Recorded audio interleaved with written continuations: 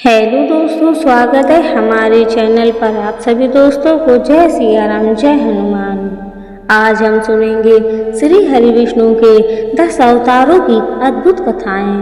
भगवान विष्णु ने संसार में धर्म की स्थापना और अधर्म का नाश करने के लिए समय समय पर अवतार लिया। हर अवतार में उनका उद्देश्य यही था कि संकट में भक्तों की रक्षा करना और धर्म की स्थापना करना। सबसे पहले हम सुनेंगे मत्स्य अवतार की कथा। मत्स्य अवतार ब्राह्मणों के अनुसार भगवान विष्णु ने सृष्टि को प्रलय से बचाने के लिए मत्स्य अवतार लिया था।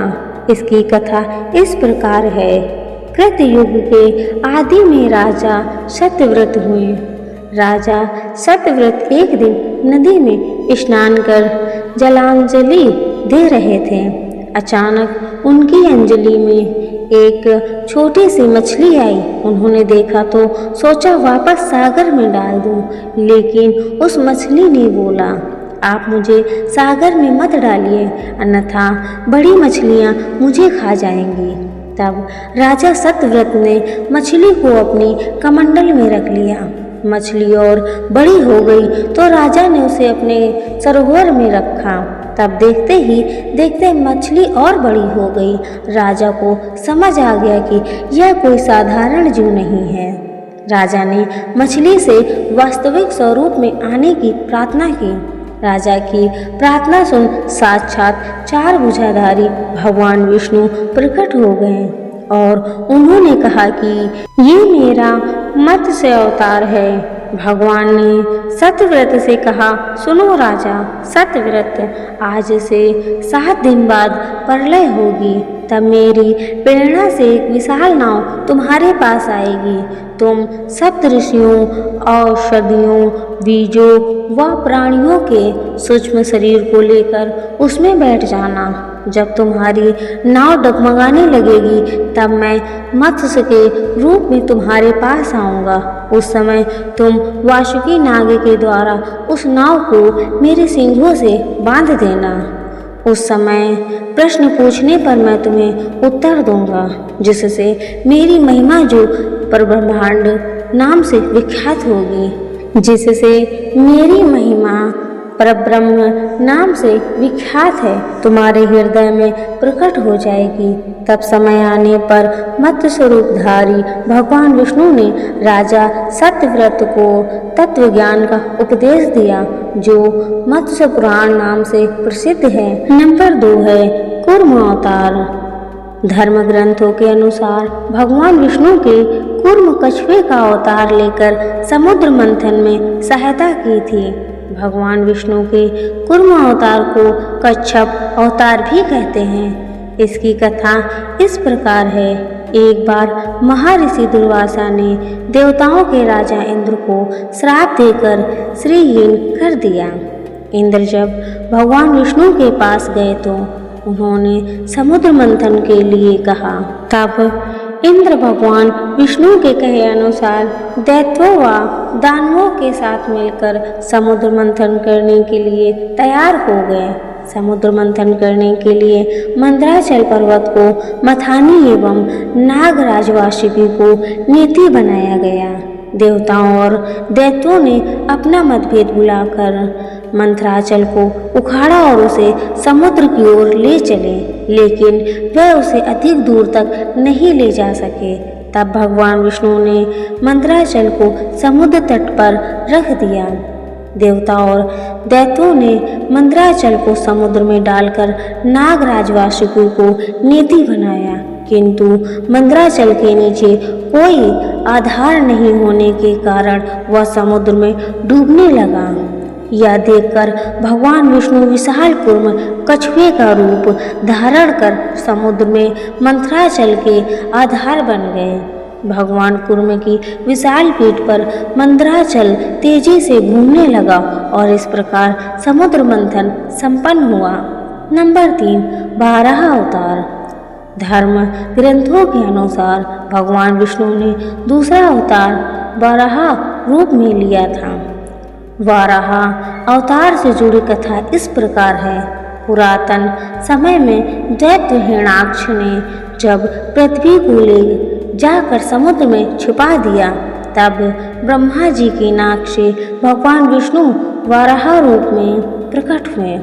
भगवान विष्णु के इस रूप को देखकर सभी देवताओं व ऋषि मुनियों ने उनकी स्तुति की। सबके आग्रह पर भगवान वराह ने पृथ्वी को ढूंढना आरंभ किया।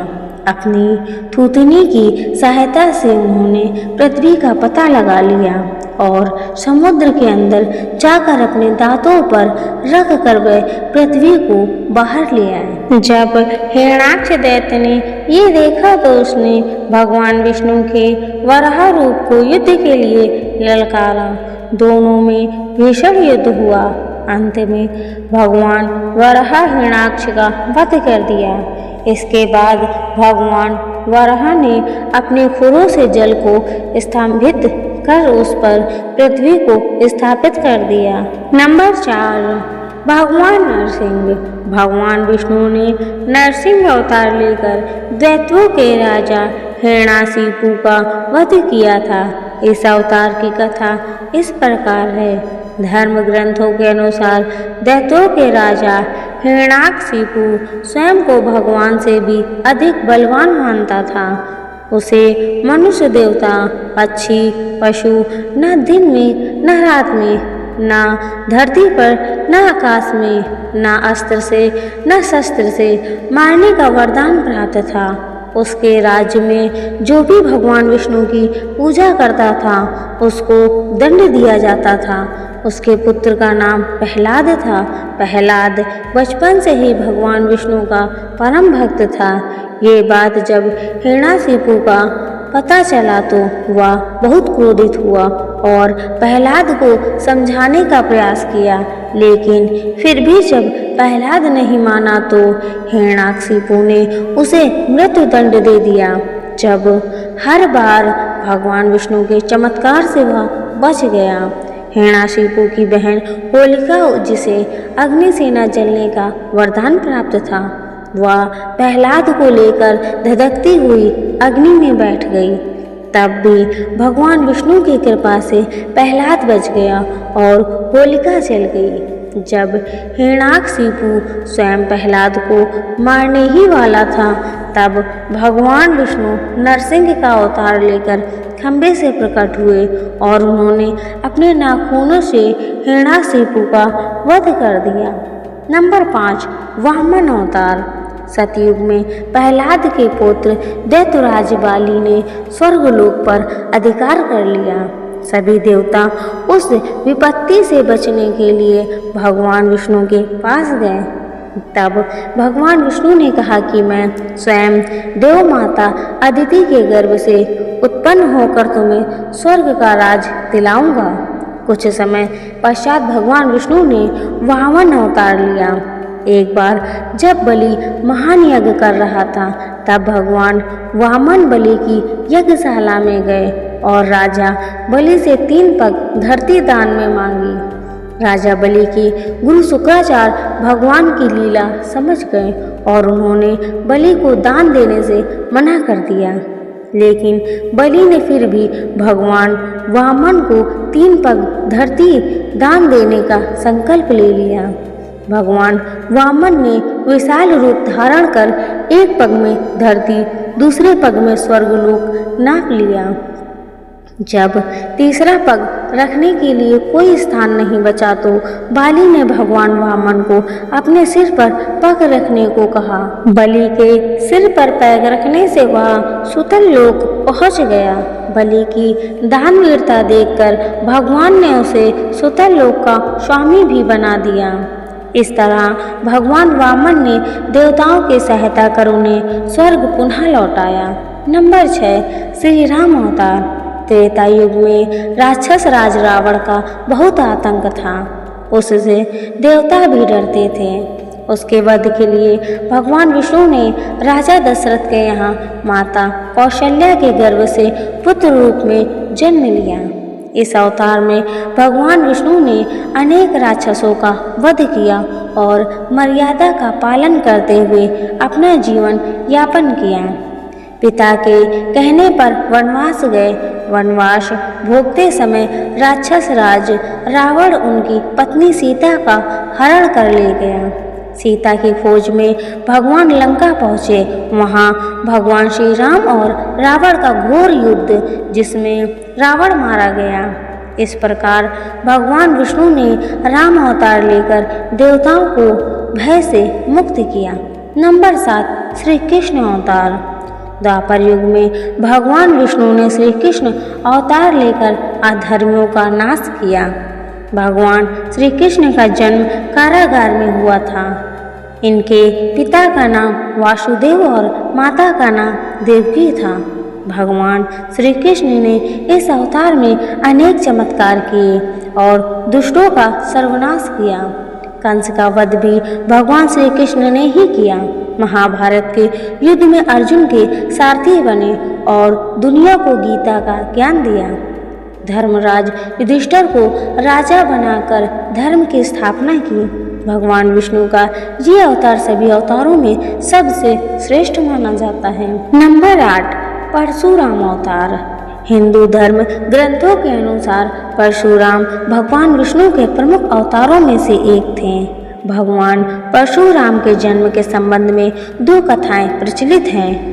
हरिवंश पुराण के अनुसार उन्हीं में से एक कथा इस प्रकार है। प्राचीन समय में महिष्मती नगर पर शक्तिशाली हैवंशी क्षत्रिय कार्तवीर अर्जुन सहस्त्रबाहु का शासन था। वह बहुत अभिमानी था और अत्याचारी भी।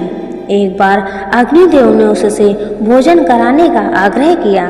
तब सहस्त्रबाहु ने घमंड में आकर कहा कि आप जहाँ से चाहें भोजन प्राप्त कर सकते हैं, सभी ओर मेरा ही राज्य है। तब अग्निदेव ने वनों को जलाना शुरू किया।